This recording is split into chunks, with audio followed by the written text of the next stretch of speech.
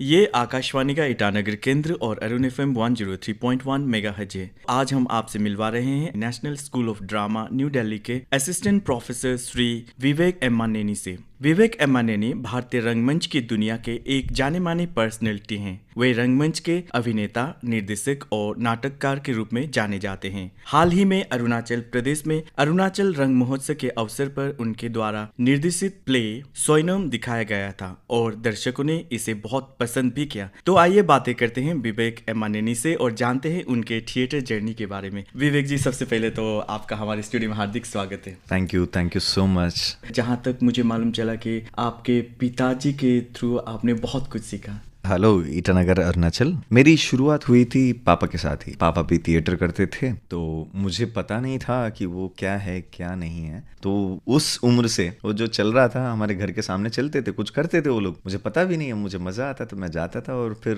वो जो गाना गाते थे मैं भी गाना गाने की कोशिश करता था। फिर इसके बाद वो फोक फॉर्म्स का जो डांस है तो वो भी मैं नाचने लगता था। फिर उन्होंने कुछ मुझे ऑन स्टेज भिजवाया भी था, ऐसे कृष्ण के छोटे कृष्ण का रोल और कुछ रोल्स के लिए, बच्चा का रोल्स के लिए। ये मुझे पता भी नहीं, बिना पता चले बिना जाने मैं उसके साथ जुड़ा हुआ था। लेकिन मैं जब से जानने लगा था कि जो एक्चुअली 2000 से वो मुझे पे भी करने लग गए लेकिन मेरे यहाँ अवेयरनेस भी आ गया था 2000 से। तो फिर वहाँ के फॉर्म से कुछ पल्ले सुद्दुलू, बुर्रा कथा, ये कुछ फॉर्म्स है। तो उस फॉर्म्स के थ्रू हम कुछ स्कीम्स को लोगों तक पहुँचाते थे। DPRO को प्रोग्राम्स होते थे, डिस्ट्रिक्ट पब्लिक रिलेशन ऑफिस। उसी दौरान मैं मतलब कुछ बुरी भी सीखा है। ये क्या सीखा है ये बाद में मुझे पता चला कि अभी मैं इतना एक पोजीशन में हूँ। तो फिर जब एक प्रोफेशनलिज्म की तरफ मैं जाने लगा तो फिर मुझे समझ में अच्छा मैं बचपन में ये सीखता था। क्या है, कब जा रहे, कैसे जा रहे, क्या करके आ रहे, ये मुझे पता भी नहीं था। हाँ, जा रहे, हाँ वो करो, ये करो, वो करो, ये करो, करता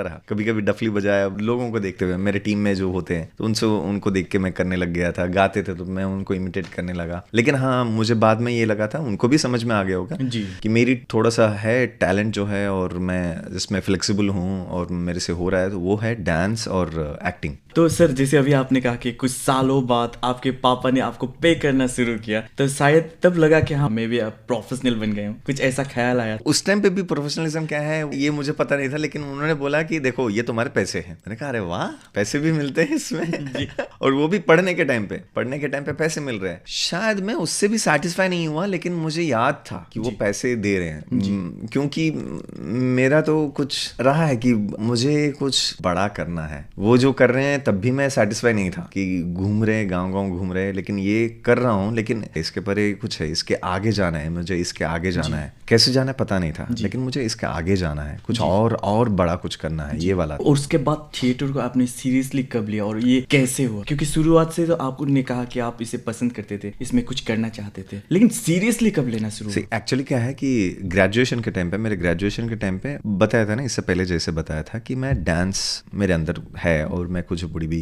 सीखने लगा और डांस का मेरा आ गया, अच्छे से आ गया, ग्रेस, फ्लेक्सिबल मूवमेंट्स को पकड़ना, ये सब। तो मैं उसी दौरान एक टीवी रियलिटी शो, ETV का एक reality show, dance reality show, मैं उसमें पार्टिसिपेट किया था। फिर उसके बाद मैंने डिसाइड किया अब इसी में हमारी जिंदगी है, प्रोफेशनलिज्म इसी में है, हम जाएंगे। मैंने सोचा कि ग्रेजुएशन कंप्लीट करूंगा और पापा को बोलूंगा इंडस्ट्री में चले जाऊंगा, फिल्म इंडस्ट्री। इतना कॉन्फिडेंट के साथ, क्योंकि पापा के साथ ही थिएटर करता था। मैं कंप्लीट किया, फिर मैंने बोल दिया पापा को मैं जाना चाहता हूँ, लेकिन उन्होंने उल्टा मुझे समझाया कि नहीं जा सकते बेटा, तुम MSc ऑर्गेनिक केमिस्ट्री करो, फिर उसके बाद जाना है तो जाओ, जो भी करना है ऑर्गेनिक केमिस्ट्री कंप्लीट करो तभी जा सकते हो। क्योंकि शायद इसके पीछे यही रीजन होगा, क्योंकि वो जिंदगी भर थिएटर करता रहा है लेकिन कोई सेटलमेंट नहीं है। तो इस वजह से फाइनेंशियल का उसको देखते हुए कि कोई भी वही सोचेगा ना, बाप जो मेहनत कर रहा है उसका फल नहीं मिल रहा है, लेकिन वो बेटा भी उसी में जूझे, वो तो नहीं चाहेगा ना। तो शायद इसी वजह से उन्होंने MSc ऑर्गेनिक केमिस्ट्री बोला, तो फिर उनके लिए मैंने MSc ऑर्गेनिक केमिस्ट्री कंप्लीट किया। ऑर्गेनिक केमिस्ट्री जब आप अब सुनते हैं तो क्या ख्याल आता है? अच्छा, मैंने ऑर्गेनिक केमिस्ट्री किया यही वाला आता है, क्योंकि मुझे करना था पापा के लिए, मेरे लिए नहीं किया मैंने। मेरे लिए भी था, मेरे लिए इसलिए था क्योंकि मुझे ये कंप्लीट करना है, तब जाके मैं कुछ कर सकता हूँ अपने मर्जी का। तो इस वजह से मैं डिस्टिंक्शन पास हुआ, लेकिन मुझे आप पूछेंगे तो मुझे कुछ पता नहीं है कैसे किया, कैसे हुआ, ये मुझे मुझे पता नहीं है कि रात भर वहाँ पे बैठ के पढ़ते थे, कुछ समझ में नहीं आते थे, लेकिन फिर भी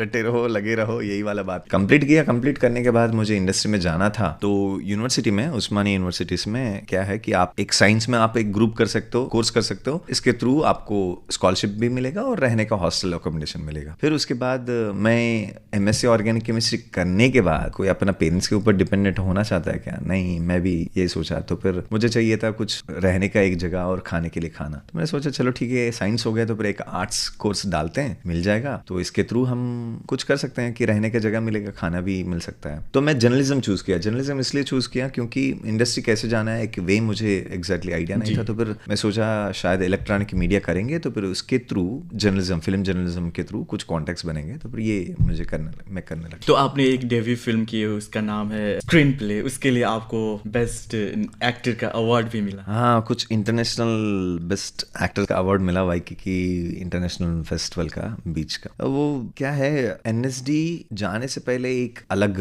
विजन थी एक्टिंग को लेकर, परफॉर्मेंस को लेकर, मूवीज को लेकर, लेकिन एनएसडी से वापस आने के बाद कुछ अलग बदल गया, बहुत अलग हो गया परफॉर्मेंस को लेकर, ये सारी चीजें। तो उस मूवी में क्या है कि सिर्फ और सिर्फ 3 कैरेक्टर्स है थ्रू आउट मूवी, 3 कैरेक्टर्स एक घर में होता है। इंटरवल तक तो 2 ही कैरेक्टर्स है, हस्बैंड एंड वाइफ, 2 ही है, 2 ही लोग हैं, उनके बीच में बात चल रही है। क्योंकि एक कॉन्सेप्ट ऐसे मैं बताता हूँ, वाइफ जो है डिवोर्स चाह रही है, ये जो हस्बैंड है उसको कोशिश करता है कि वो फिर डिवोर्स वाली बात जो है वो ना करे, साथ रहे, लेकिन वो मानती नहीं है, मुझे चाहिए ही चाहिए। तो वो कहता है कि एक दिन मेरे साथ रहो, अभी तो वैसे ही बोला है ना कि तुम डिवोर्स मांगी रहो, तो एक दिन हम कहीं चले जाते हैं, एक दिन स्पेंड करते हैं, तो उसके बाद जो तुम मांगोगी मैं दे दूंगा। तो उसमें वो कुछ उस फिल्म में वो एक्चुअली वो कैरेक्टर फिल्म डायरेक्टर है, तो फिर वो कुछ बनाता है, उसको कैसे वापस अपने लिए लाए। वो उसमें सेकेंड हाफ में जो घटता है, इंसिडेंट्स घटता है, फिर उसके थ्रू पता चलता है कि वो क्या है, और वो क्यों जाने नहीं जाना, मतलब अपने वाइफ को क्यों छोड़ना नहीं चाहता है, वो क्यों छोड़ना चाहती है इसको, ये बहुत सारा काम करते।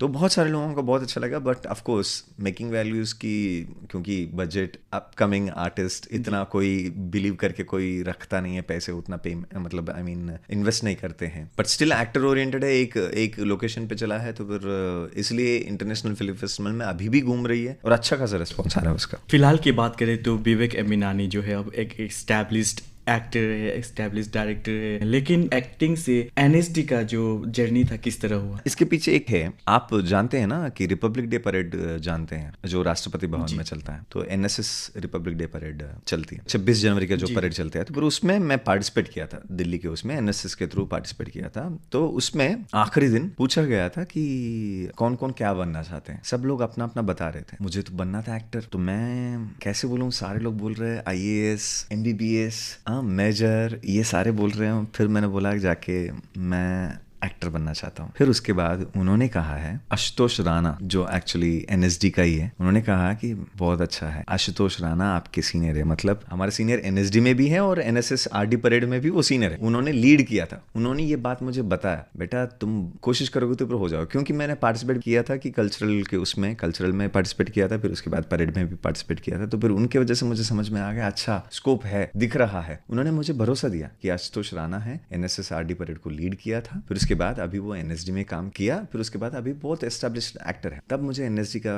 बारे में पहली बार सुना, पहली बार एनएसडी को मैंने सुना था एक ग्रेजुएशन कंप्लीट करने के बाद। फिर उसके बाद ये जो जर्नी हुआ था, सब कुछ हुआ था, तो फिर मैं असिस्टेंट डायरेक्टर का काम किया, कैसे भी करके फिल्म इंडस्ट्री में ज्वाइन किया, असिस्टेंट डायरेक्टर, राइटर, ये सारी चीजें करते रहते, लेकिन मन नहीं भरता था। छोटे छोटे रोल्स भी करते थे, लेकिन मन नहीं भरता था, मुझे पूरा चाहिए फिल्म से, मुझे पूरा नहीं, ये पूरा मूवी मेरा होना चाहिए, मैं पूरा इसका जिम्मेदारी बनूं, वो मेरे कंधे पे रहे, ये वाली था। कहीं मुझे लगता था कि लिमिटेड नॉलेज हो रहा था, नहीं सेटिस्फैक्शन नहीं मिला था, मैं कुछ और सोच रहा हूँ, कुछ और चाहिए मुझे, कुछ और चाहिए, मन नहीं भरता था। बहुत मेहनत करते थे लेकिन कहीं सेटिस्फैक्शन नहीं होती। उसी दौरान मैंने MPa, master of performing arts join किया, थिएटर आर्ट्स। शायद मैंने यही सोचा था कुछ नॉलेज और गेन करेंगे, ज्वाइन किया। ज्वाइन करने के बाद मुझे धीरे धीरे से अभी नॉलेज गेनिंग शुरू हो गई, क्योंकि पढ़ाई के थ्रू बहुत कुछ जो कर सकते हैं। फिर वहीं पे फिर से एनएसडी के बारे में मैं फिर से सुनने लगा कि NSD national school of drama Delhi, अरे वहाँ पे होता है थिएटर, वहाँ देखना चाहिए, वहाँ करना चाहिए। मैंने कहा फिर मैं यहाँ क्या कर रहा हूँ, तो वहीं पे कोशिश करते हैं। तो उसी का मैंने कोशिश किया था, हो गया, फर्स्ट अटेम्प्ट में हो गया।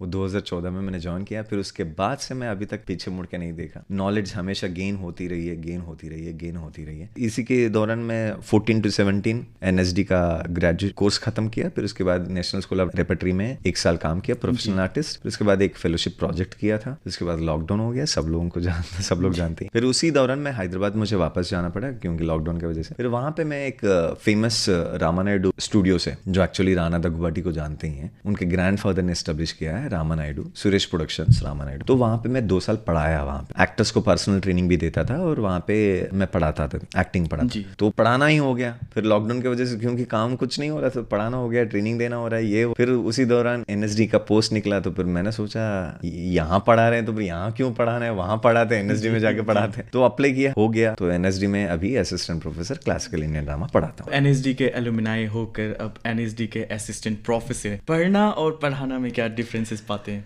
पढ़ना और पढ़ाने में बहुत डिफरेंस है। पढ़ने में आपको बहुत मजा आता है एक्चुअली जी।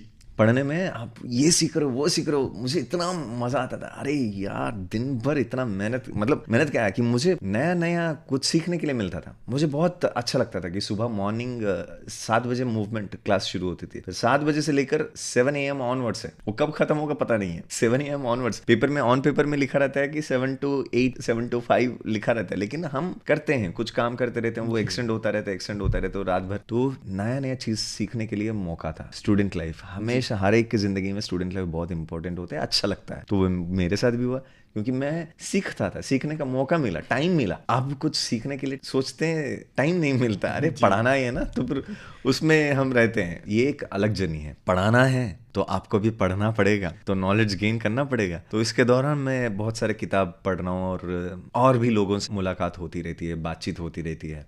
तो ये एक अलग एक्सपीरियंस है। और मैं जहाँ से आया हूँ उस जगह को मैं महसूस कर सकता हूँ। वो भी इतना साल नहीं हुआ, 2017 में पास आउट हो गया। तो मैं समझ सकता हूँ कि स्टूडेंट्स की मेंटालिटी क्या है और अभी के आज के मॉडर्न जनरेशन क्या चाहती है। तो वैसे हम कैसे, हमारे टाइम पे हमको क्या मिसिंग लगी, तो उसी को हम उनको कैसे दे दें। क्योंकि मैं पर्सनली एक्टर्स को लेकर बहुत कनेक्ट हो जाता हूँ। मतलब मैं देखता हूँ, खुद को देखता हूँ उनके अंदर। उनकी जिंदगी खराब नहीं होना चाहिए, क्योंकि वो लोग आते हैं 21 से 30 बीच की उम्र में, 21 to 30। इस उम्र के अंदर वो लोग कोई अलग कोर्सेस सीखते हैं, जैसे कि सब लोग कर रहे हैं, इंजीनियरिंग हो, MBBS हो, मेडिसिन हो, या नहीं तो IAS प्रिपरेशन हो, ये सारी चीजें करते हैं। तो उनको कहीं ना कहीं तो मिल जाए, लेकिन इसके क्या कोई गारंटी नहीं है। वो आ रहे हैं तो फिर हम तो मौका तो नहीं देंगे, लेकिन कम से कम नॉलेज तो देना हमारा फर्ज बनता है। तो ये बहुत बड़ा रिस्पॉन्सिबिलिटी है। ड्रामा को एज ए करियर के तौर पर आप किस तरह से देखते हो? ड्रामा को करियर बनाना एक अलग बात है, ये बात की बात है, ये तो रिजल्ट की बात हो गई। मैं तो पहले, मेरा भी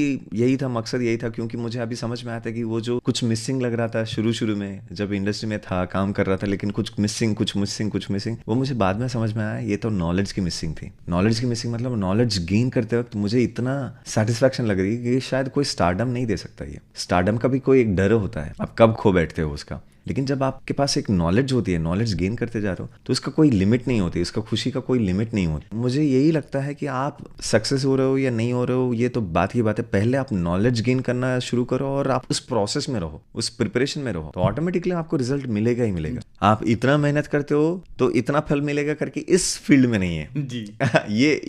ये प्रॉब्लम है। कुछ लोग कम मेहनत करते हैं तो बहुत ज्यादा फल मिल सकता है, कुछ लोग बहुत ज्यादा मेहनत करते हैं, कम फल मिल सकता है। लेकिन मैं तो कहता हूँ मेहनत तो करो, प्रिपरेशन में रहो, नॉलेज गेन करो। अब आते हैं अरुणाचल प्रदेश की ओर। अरुणाचल रंग महोत्सव जो है ये सीजन 2 है या कहे एडिशन 2 है। पहली बार जब हुई थी तो एंटायर इंडिया में घूम कर हुई थी। इस बार अरुणाचल प्रदेश ईटानगर में हो रहा है, तो क्या कहोगे?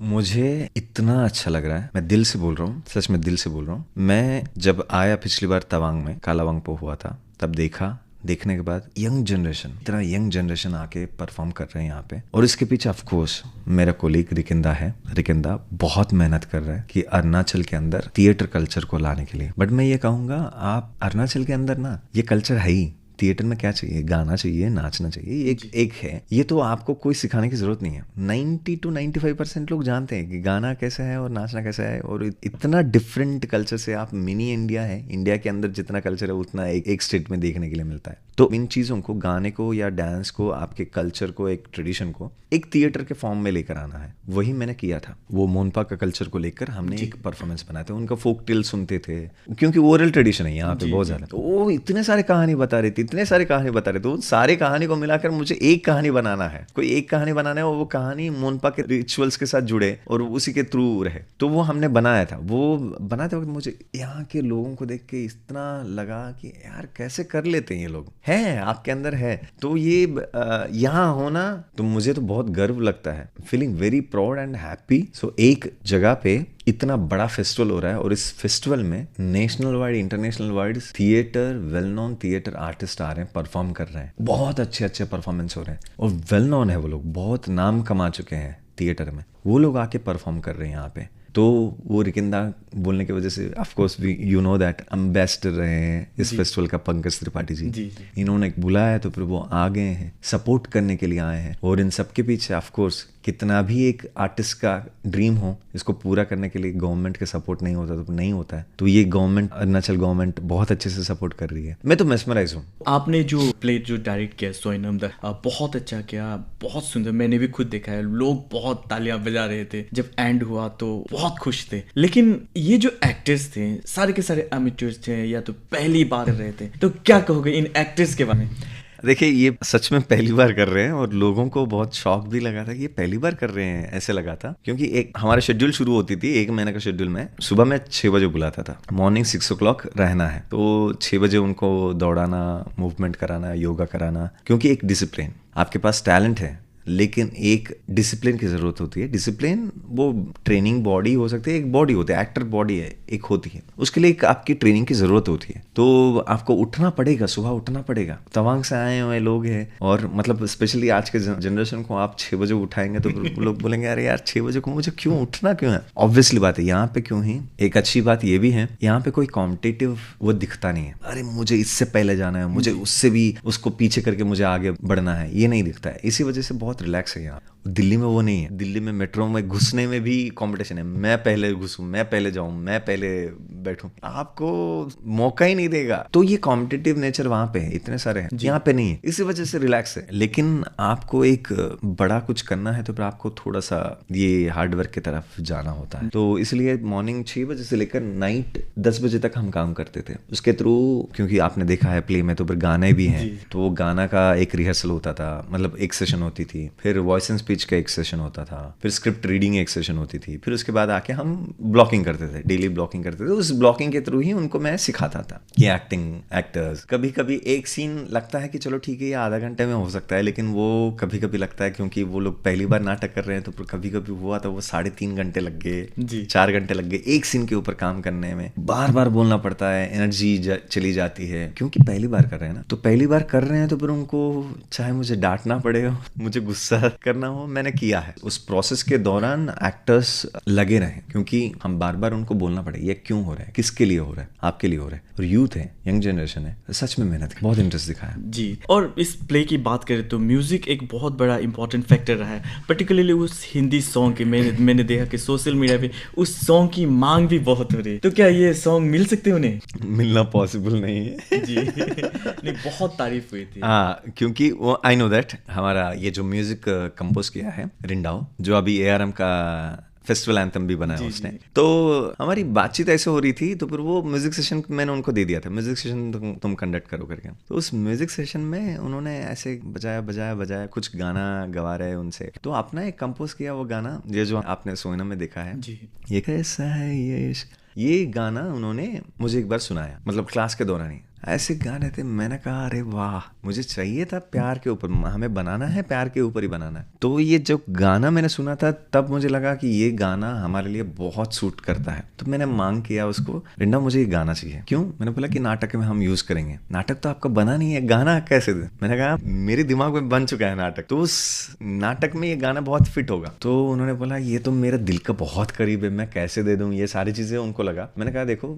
दिस इज योर चॉइस, मैं तो ये आपको गारंटी दे सकता हूँ आपका गाना एक मतलब एक अच्छी पोजीशन में रखूंगा कि आपको ऐसा नहीं लगेगा कि मुझे इस प्ले में देना नहीं चाहिए था, इस गाने को कुछ हाइप मिलेगा, बहुत अच्छा मिलेगा, क्योंकि मेरे इमेजिनेशन में आ रही है वो नाटक में कैसे फिट बैठेगा करके। तो उन्होंने दिया। उसके बाद जो गाना क्रिएट किया मैजिक, वो सच में ब्यूटीफुल। ऑफ कोर्स ये मोनपा का रिचुअल्स के साथ, मोनपा के अंदर जो कल्चर है उस कल्चर का भी गाने हैं। वो गाने के अलावा भी हम, क्योंकि मॉडर्न ऑडियंस के लिए भी, मॉडर्न एक्ट्स के लिए भी थोड़ा बहुत जानना मतलब डालना था, तो फिर हमने 2 गाना डाले। एक ये हो गया। ARN में जितने भी एमेच्योर आर्टिस्ट हैं या प्रोफेशनल आर्टिस्ट हैं उनको स्टेज तो मिला ही है, लेकिन इन्हें बाहर कितना एक्सपोजर मिलेगा? देखिए ये तो कोशिश चल रही है अभी। रिकिन दा जो कोशिश कर रहे हैं, पहले क्योंकि मैं इस पे बिलीव करता हूँ एकदम से कुछ नहीं होता, स्टेप बाय स्टेप होता है। पहले लोग आने के लिए, इंडस्ट्री के लोग यहाँ पे आने के लिए इसलिए प्रॉब्लम हो जाती थी क्योंकि ट्रांसपोर्टेशन नहीं थी। अब ट्रांसपोर्टेशन आया है, ईजी हो गया, ट्रांसपोर्टेशन एक्सेस ईजी हो गया। फिर उसके बाद हमारे पास टैलेंट भी होना चाहिए, क्योंकि वहाँ से एक्टर्स को लेकर आना बहुत मुश्किल हो जाती है। तो हम रेडी है कि नहीं रेडी? मैंने कहीं सुना है आप रेलवे स्टेशन में ट्रेन के लिए आप वेट करते हो, ट्रेन आपके लिए वेट नहीं करती। तो यही बात है, मौका आपके लिए वेट नहीं करता, आप मौका का वेट करते हो। तो हम रेडी है कि नहीं है कि आप रेलवे स्टेशन नहीं पहुंचे, आप घर पे बैठ के वेट कर रहे हो कि ट्रेन आएगा, ट्रेन आएगा, ट्रेन आएगा, ट्रेन आएगा, बैठना है तो फिर ट्रेन में बैठना है, तो फिर आपको रेलवे स्टेशन पहुंचना है ना। जी जी। तो ये जो प्रोसेस है, ये जो घर से उठ के रेलवे स्टेशन तक जाके वहां पे यस मैंने टिकट खरीदा और मैं अभी ट्रेन में चढ़ने का एलिजिबल हूँ, मेरे पास एक सीट है, रिजर्वेशन है। तो यही बात है कि अगर कोई एक्टर, हमें मौका चाहिए, मौका मिलेगा, कब मिलेगा? क्योंकि मैं रेडी हूँ एज एन एक्टर, मैं कुछ काम करने के लिए मैं रेडी हूँ, ये तब लगेगा तो ऑटोमेटिकली लोगों को मौका मिलेगा। यस ऑफ कोर्स आगे आने वाले 4-5 साल में सच में आगे बढ़ेंगे, क्योंकि इतना अच्छा फेस्टिवल हो रहा है, इतना बड़ा फेस्टिवल हो रहा है। यस ऑफ कोर्स बहुत मेहनत लगता है, बहुत मतलब बहुत मेहनत लगता है। आपने ऑडियंस का जो रिएक्शन देखा है, ऑडियंस जो जा रहे हैं उन लोगों का रिएक्शन देखे होंगे, या तो उन लोगों से बातें की है, कई लोगों ने आपके इंटरव्यूज लिए हैं। पर्टिकुलर बात करें फीडबैक्स की, तो किस तरह के फीडबैक्स आ रहे हैं? अरे ऑडियंस इतना मेस्मराइज हुआ है, उनको ये बोल रहे हैं इतना अच्छा लग रहा है, इतना अच्छा लग रहा है, हमको इतना अच्छा लग रहा है। ओह माय गॉड, उनके कुछ कुछ रिएक्शन से मुझे अभी भी याद है कि लोग ब्लॉकबस्टर बोलते हैं, और हमने आज तक अरुणाचल में ऐसे नहीं देखा है, पहली बार देख रहे हैं करके बोलते हैं। यहाँ पे जब ऑडियंस से बोलते हैं, और किसी किसी का ड्रीम है, इन्होंने पूरा किया है रिकिन दा ने। कुछ कुछ डायरेक्टर्स, यहाँ के लोकल डायरेक्टर्स बोलते हैं कि मुझे ऐसे मंच पे परफॉर्म करने का, ऐसे लाइट्स के साथ, ऐसे सेट के साथ परफॉर्म करने का 12 साल का ड्रीम है, आज पूरा हुआ है बिकॉज ऑफ रिकिन दा, इन्हें जो इनिशिएट किया है यार हमको। तो ऑडियंस इतने अच्छे से भर भर के आ रहे हो। सोइनम में तो लोग ऐसे आ रहे थे, मैंने कहा यस प्लीज वेलकम, मैं वहां पे खड़े होकर मैं लोगों को इन्वाइट कर रहा था, अब सोइनम के लिए आए हो? यस हम सोइनम के लिए आए हैं। क्योंकि शायद पहले हमने परफॉर्म किया था असेंबली हॉल में, उस वजह से ये पब्लिसिटी हो गई है, और स्पेशली आपने जो बोला था उसके गाने भी बहुत वो हो गया थे। और शो से पहले भी मुझे बहुत सारे लोग बोल रहे थे यार हमने सोइनम के बारे में बहुत सुना था, सोइनम के गाने के बारे में बहुत सुना था, सोइनम बहुत अच्छा है करके, हम देखना चाहते हैं। तो फिर हमारे एक्टर्स भी पब्लिसिटी कर रहे थे हर जगह पे। वैसे ही सोइनम के साथ जितना ऑडियंस हुआ, लापिया के भी उतना ऑडियंस हुआ। तो मुझे लगता है कि यहाँ के ऑडियंस हमारे कहानियां सुनना चाहते हैं, हमारी लोकल का जो है वो देखना चाहते हैं। अरुणाचल के जितने भी, लापिया इज लोकल उसका है, अहिंसका में बहुत अच्छे ऑडियंस थे क्योंकि यहाँ के अरुणाचल का है, फिर सोइनम तवांग का है। तो ये इस वजह से अच्छा खासा ऑडियंस आ रहे हैं और वो देखना चाह रहे हैं, ये बहुत अच्छी बात है। एज ए करियर की बात करते हैं, एज ए जॉब अपॉर्चुनिटीज की बात करते हैं, जो थिएटर जो अरुणाचल प्रदेश में आ रहे हैं, लोग देख रहे हैं, समझ रहे हैं, सुन रहे हैं, चाहे किसी के थ्रू सुन रहे हैं या खुद देख रहे हैं, तो job opportunities not only for actors जो बिहाइंड द सीन्स जो होते हैं उनके लिए कितना कारगर साबित हो रहा है? जैसे देखिए कि अभी इसमें काम कर रहे हैं, ठीक है, ये फेस्टिवल में काम कर रहे हैं, और एक एग्जाम्पल है आपके सामने, ये जो बड़ा फेस्टिवल कंडक्ट कर रहे हैं जी, कौन है? रिकिन जी। वो कौन है? नेशनल स्कूल ऑफ ड्रामा में असिस्टेंट प्रोफेसर है जी। वो जॉब अपॉर्चुनिटी हो गए ना, ये दिख रहा है ना कि उन्होंने मेहनत किया है, और वहां पे जाके, और सिर्फ असिस्टेंट प्रोफेसर ही नहीं है, वहां के टीए डिपार्टमेंट है, टीए कंपनी बोलते हैं, थिएटर इन एजुकेशन कंपनी, उसका चीफ है, बहुत बड़ा वो रिस्पॉन्सिबिलिटी है। तो इससे ज़्यादा हम क्या साबित करें? एक ये हो गया, फिर उसके बाद अभी FTA यहाँ पे ओपन हुआ है, SRFTA के साथ जो होकर FTA अरुणाचल में ओपन हुआ है, तो वहाँ पे भी यहाँ के लोकल लोग वहाँ पे ज्वाइन किए एज एन असिस्टेंट प्रोफेसर। और सब लोग यहाँ के लोग जो मेहनत करेंगे, ऑफ कोर्स मैं वही बोल रहा हूँ कि आप करेंगे तो फिर जरूर मिलेगा। जॉब अपॉर्चुनिटीज दिख रहा है आपके पास, आपके सामने एग्जांपल्स दिख रहे हैं कि ये है। ये हो गई थिएटर की बात। और दूसरा हो गया ऑफ कोर्स हमको मूवीज का है। मैं वही कह रहा हूँ कि आप तभी आएंगे ना, मतलब इंडस्ट्री वाले आएंगे कि आपको लगता है कि उनको लगना चाहिए कि हाँ यस, हाँ यहाँ पे है यार एस्टेब्लिश्ड एक्टर से। और मैं स्पेशली एक बात बताना चाहता हूँ आपको, बाकी नॉर्थ ईस्ट के स्टेट्स के जैसा नहीं है आपका स्टेट। आप सब हिंदी में कम्युनिकेट करते, तो अगर आप हिंदी में कुछ बनाते हो तो ऑल ओवर इंडिया देखेगी। मूवीज बनाते तो ऑटोमेटिकली अपॉर्चुनिटीज मिल ही जाती है, और आपको एक्टर के अपॉर्चुनिटी से वो दिखेगा। अगर आप लाइट्स में कुछ काम करते हो तो यहाँ पे बहुत सारे लोग हैं जो लाइट्स मैनेज करने के लिए आए, लाइट्स का पूरा हैंडल करने के लिए। लाइट जितने भी काम चल रही है हर वेन्यू में, जितना भी है, यहाँ से कोई नहीं है। मैक्सिमम आए हैं दिल्ली से या नहीं तो बाहर से, एनएसडी से आए, स्पेशलिस्ट हैं, लाइट्स के स्पेशलिस्ट हैं, तो वो देख रहे हैं। फिर उसके बाद होता है सेट की बात। सेट का एक ओवरऑल इंचार्ज है, वो भी यहाँ का नहीं है। बात ये है ना कि वो लोग आके काम कर रहे हैं ना, वो बिहाइंड द स्टेज ही तो है, वो लोग कर रहे हैं। कुछ लोग लाइट्स ऑपरेट कर रहे हैं, उनको भी मौका मिल रहा है। कैसे मिल रहा है? वो भी यहाँ का नहीं है। एक्टर्स यहाँ के हैं, मैंने एक्टर्स के साथ, यहाँ के एक्टर्स के साथ काम किया, लेकिन टेक्नीशियंस मैंने कहाँ से लिया? बाहर से आ गए। क्योंकि यहाँ पे टेक्नीशियंस अभी एवोल्यूट होने में टाइम लगेगा, सीखने में, और लोग प्रोड्यूस होने में टाइम लगेगा। तो मैं ये बोल रहा हूँ कि ये तो अपॉर्चुनिटी दिख रही है ना आपको। हम सोइनम प्ले बनाया है, या हिंसा का बनाया है, या लापिया बनाया है, जितने भी नाटक यहाँ पे सा बनाया है, जितना फेस्टिवल में, और बाकी बाहर से भी जो नाटक आ रहे हैं वो देख रहे हैं, ऑन स्टेज एक्टर्स को देख ही रहे हैं। लेकिन इसके अलावा light designer, set designer, director, assistant director, फिर उसके बाद प्रोडक्शन मैनेजर, ये सारे लोग होते हैं। ये सारे डिपार्टमेंट्स का भी आप रुचि रखेंगे तो फिर ऑब्वियसली आप सीखेंगे, काम मिलेगा ही मिलेगा जरूर। प्ले के थ्रू अरुणाचल टूरिज्म को भी कुछ बढ़ावा मिलेगा। ये मैं आपको एक एग्जांपल मैं अपने तरफ से ही बताना चाहता हूँ। मैं 22 को यहाँ पे आना चाह रहा था, लेकिन 22 को फ्लाइट्स ही अवेलेबल नहीं थी यहाँ पे, सारे बुक हो गए थे।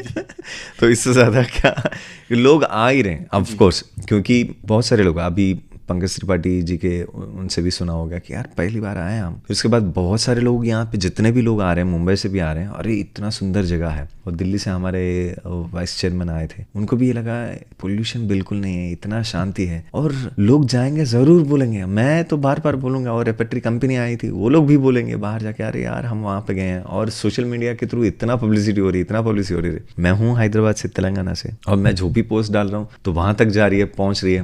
और वो लोग बोल रहे हैं कि अरे इतना सुंदर जगह है, हमें भी ले जाओ, हमें भी बुलाओ, हमें भी मौका दो। ऑब्वियसली लोगों को लग रहा है कि अरे यार ये तो बहुत ब्यूटीफुल जगह है, हमें जाना है, हमें विजिट करना ही है। तो जाएं कैसे जाएं, ये एक सवाल आती है। तो फिर मुझे पूछेंगे या नहीं, तो क्योंकि विटनेस तो कोई तो है ना। तो ऑब्वियसली नो डाउट, क्योंकि ट्रेन में आ रहे हैं लोग, आना जाना हो रहा है। तो इस ARM में जो ब्रांड एम्बेसडर है पंकज त्रिपाठी हैं, जिन्हें हम कालीन भैया के नाम से जाते हैं, उनको ब्रांड एम्बेसडर बनाने का फायदा कितना होगा? आप ही बता सकते हो ये कितना फायदा हुआ, आप बता सकते हो। क्योंकि आपने देखा होगा कि जब वो आए थे, पहले दिन आए थे, कालीन भैया करके बुला रहे ऑडियंस, और उनको भी इतना अच्छा लगा, क्योंकि उनको दिल से लोग इतना इनवाइट कर रहे हैं, एक्सेप्ट कर रहे हैं, अपना मान रहे हैं, अरे अपना है करके देख रहे हैं। उनको भी बहुत अच्छा लगा। वो तो बोला है मतलब ओपन माइक में बोला कि मैं तो जरूर बोलूंगी इसके बारे में। तो ऑब्वियसली ये तो जा रहे हैं, मुंबई में तो पहुंच ही गया है कि यहाँ पे ARM हो रहे हैं, ईटानगर में चल रहा है, अरुणाचल प्रदेश के बारे में तो चल ही रहा है। लोगों को पता चली गया कि आना जाना अभी फ्रीक्वेंटली है, ये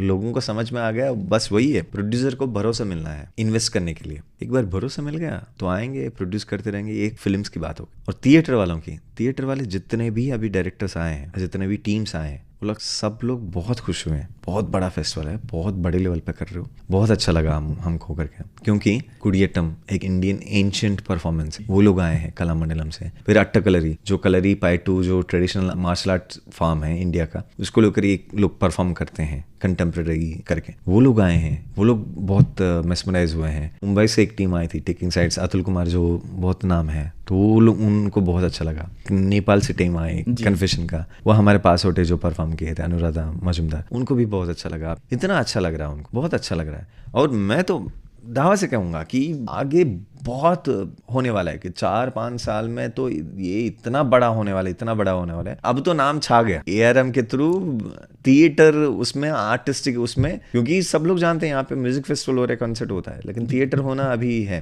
तो ऑलरेडी मुंबई तक पहुंच गए, फिल्म इंडस्ट्री तक पहुंच गया, और मेरे थ्रू भी थोड़ा बहुत तेलुगु में जा ही रहा है। तो ऑब्वियसली विवेक, अगर आप एक्टर ना होते तो क्या होते?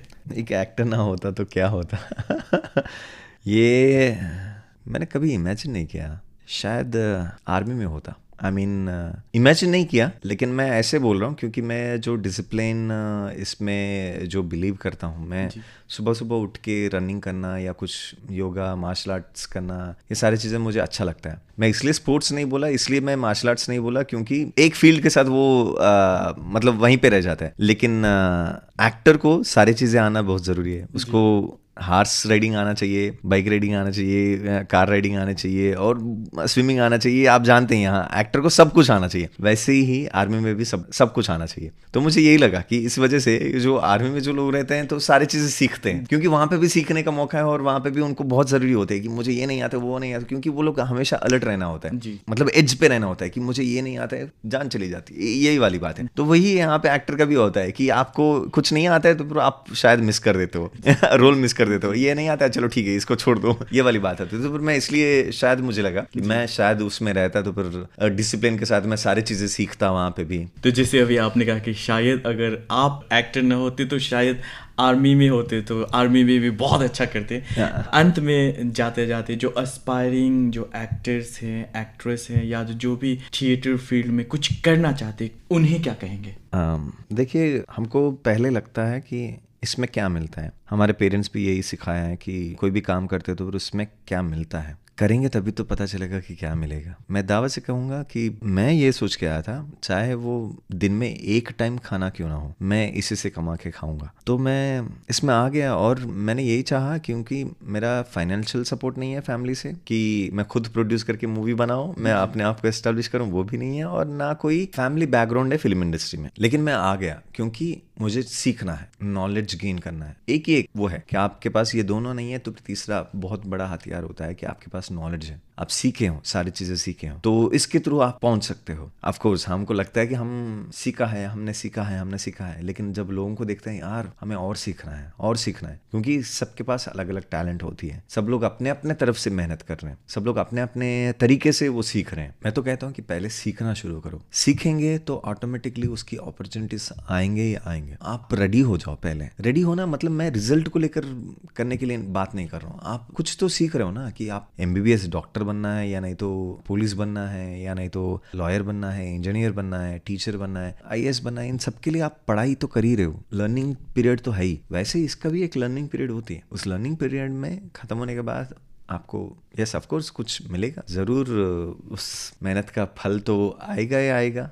अल्टीमेटली आप सेटिस्फाइड हो कि नहीं हो। मैं सेटिस्फाइड हूँ नॉलेज से, मुझे कोई स्टारडम भी इतना नहीं दे सकता। मैं सेटिस्फाइड हूँ मेरी नॉलेज से, और मैं जब बच्चों को पढ़ाता हूँ, स्टूडेंट्स को पढ़ाता हूँ, वो लोग कुछ अचीव करते हैं, मुझे बहुत खुशी मिलती है। ये सामने जो सोचा है दिख रहा है, वो सामने दिख रहा है, वो खिलते हुए दिख रहा है, वो नजर आ रही है। जैसे कि मैं जब सोइनम डायरेक्ट किया हूँ, उनको 1 महीने रगड़ के उनसे प्रैक्टिस करवाया हूँ। जब सारे एक्टर्स को तालियां पड़ती है, एक एक सीन में हुटिंग मिलती है और तालियां पड़ती है और लोग हंसने लगते हैं, लोग कनेक्ट हो जाते हैं, बहुत खुशी मिलती है। आई कांट टेल यू, मतलब कुछ शब्दों में नहीं बोल सकते। इसका कोई कितना भी पैसे मिले वो उसके अंदर नहीं, वो जो खुशी मिलती है उनके लिए जो मिल रहे हैं, तो फिर इट्स अमेजिंग फीलिंग। अगर आप थिएटर में ज्वाइन करना चाहते हैं, फिर रूट्स अरुणाचल करके ये जो सोशल मीडिया है उसको फॉलो करिए, तो आपको सारी डिटेल्स पता चलता है कि यहाँ पे कब कौन सा फेस्टिवल होने वाला है, कौन सा नाटक होने वाला है, उसमें कितने एक्टर्स की जरूरत पड़ती है। यस आई नो दैट आप लोग सब लोग किसी को बहुत अच्छा, जैसे कि मेरे साथ हुआ है, मुझे पता नहीं है रास्ता कैसे जाना है, तो आप लोगों के लिए ये बहुत अच्छी बात है कि यहाँ पे रूट्स अरुणाचल मीडिया को फॉलो करिए, आपको इसमें इन्फॉर्मेशन मिलेगा। आप इसमें DM करिए कि yes I am interested, actor मैं करना चाहता हूँ, ये कर दीजिए, ताकि उनके पास वो इन्फॉर्मेशन पहुंच जाती है, क्योंकि ये पुश करना चाहते हैं, ये सपोर्ट करना चाहता है रिकेन जी जो है। और अगर कुछ बच्चे थिएटर करना चाहते हैं तो फिर अगेन रिकेन जी जो है वो थिएटर इन एजुकेशन का TI विंग, जो बच्चों के साथ थिएटर करते हैं, उसका चीफ है, तो उसके थ्रू भी आप अप्रोच कर सकते हैं कुछ स्टूडेंट्स को, मतलब किड्स को, आपके बच्चों को सिखाना चाहते हैं तो फिर वो भी एक रास्ता है। बड़ों के लिए तो रास्ता बता ही दिया, और 21 to 30 के अंदर अगर कोई करना चाहते हो तो यहाँ पे रूट्स अरुणाचल के साथ जुड़िए और यहाँ पे थिएटर करते रहिए। फिर उसके बाद NSD आना चाहते हो तो फिर वहाँ से NSD अप्लाई करिए। मैं तो कहता हूँ कि आप यहाँ के सीखो, पहले आप कहीं बाहर तुरंत जाना ठीक नहीं है, पहले आप आपका कल्चर सीखो, आपका ट्रेडिशन जानो, आपके रिचुअल्स जानो, आप कौन हो जानो, आपकी जगह को जानो, आपकी ओरल ट्रेडिशन को जानो, आपकी कहानियों को जानो। ये सब कुछ पॉसिबिलिटी होगी आप रूट्स अरुणाचल को फॉलो करेंगे तो ऑटोमेटिकली। और यहाँ के जितने भी थिएटर कर रहे हैं वो सारे थिएटर चल रहे हैं, जाइए, जाके देखिए। आगे आने वाले सालों में ये बहुत बड़ा होने वाला है, तब मौका मिलना भी मुश्किल हो जाएगा, इतने सारे हो जाएंगे तो फिर वो पीछे पड़े जाएंगे। तो मौका अभी मिल रहा है, ग्रैब करो। अगर सच में किसी के अंदर एक्टर बनने का कीड़ा है, बहुत दिनों से मौका नहीं मिल रहा है और मन ही मन अंदर तड़प रहे हो मुझे बनना है, एक्टर बनना है, लेकिन मौका नहीं मिल रहा है। विवेक, आप हमारे स्टूडियो में आए और अपने बारे में, साथ ही साथ अरुणाचल रंग महोत्सव के बारे में इतनी सारी ज्ञानवर्धक जानकारियां दी, इसके लिए आपका बहुत बहुत धन्यवाद। Thank you Arunachal, thank you all India radio Itanagar Arunachal. आपने बहुत बहुत प्यार दिया सोइनम को और मुझे और ARM 2024 को। आप ऐसे देते रहिएगा। Thank you so much. आप हैं तभी थिएटर हैं। Thank you Arunachal. ये आकाशवाणी का ईटानगर केंद्र और अरुण FM 103.1 मेगाहर्ट्ज है। दोस्तों, अभी आप सुन रहे थे NSD यानी national school of drama new Delhi के असिस्टेंट प्रोफेसर श्री विवेक एमानेनी को। इसी के साथ ही ये कार्यक्रम यही समाप्त होता है। नमस्कार।